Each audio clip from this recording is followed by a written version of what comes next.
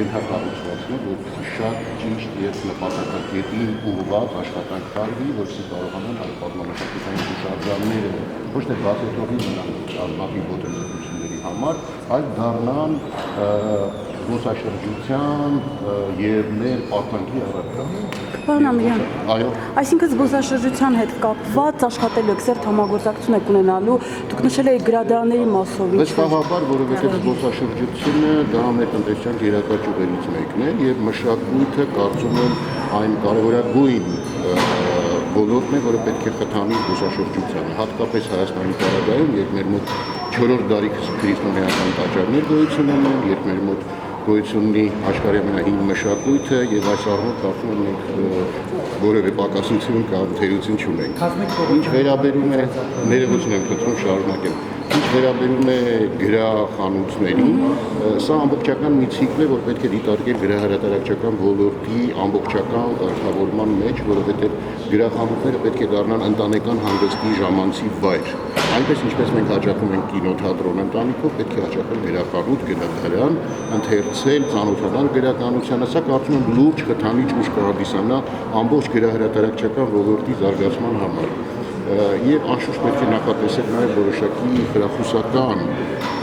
միջոցառումներ ներդրումների համար, որովհետև սա պետության անելիքը չէ, սա մասնավոր հատվածի անելիք է, պարզապես մենք պետք է ստեղծենք համապատասխան պայմաններ։ Իսկ Կազին Պողոսյանի պատվերի ուսուցող։ Դուք անընդմեջ հիշում եք նախարարին։ Այո։ Դուք նրա ինչ ժառանգություն եք ստացել։ Ոլորտն էլ ինչ վիճակում է գտնվում։ Ինչ կարելի ներքև չեմ տեսնում ես։ Այո։ Այո, լսում եմ։ Ինչ ժառանգություն եք ստացել, ինչպես եք պատկերացնում աշխատանքը իրականացնել։ Ես որևէ կադրային փոփոխություն այս պահին չեմ պատրաստվում անել։ Ես ձևակերպում եմ խնդիրները վերևում եւ խնդիրների մեջ, եթե կադրերը կտեղավորվեն, ես սիրով կարող եմ աշխատել բոլորի հետ։ Եթե չեն տեղավորվի, ինքնաբերաբար մարդիկ փոխարինվեն այլ աշխատակիցներով, որովհետեւ ինձ համար կարևորագույնը հայ մշակույթն է եւ այդ խնդիրները, որոնք ձևակերպվելու են հայ մշակույթի զարգացման ուղղությամբ։ Պարոն Ամիրյան, գլխավոր փոփոխությունները որոնք են իրելու, որ դուք առաջիկա մեկ տարում անելու եք եւ վերջին տարիների ընթացքում հետևել եք բնականաբար Ինչու ութ։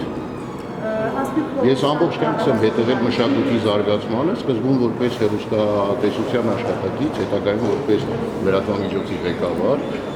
եւ նորից եմ ուզում կրկնել, որ յուրաքանչյուր գործունեություն պետք է դիտարկել իր ժամանակի մեջ եւ գնահատել իր ժամանակի մեջ։ Դուք նշեցիք առաջին 3 փոփոխությունները, ես արդեն առաջինը ասացի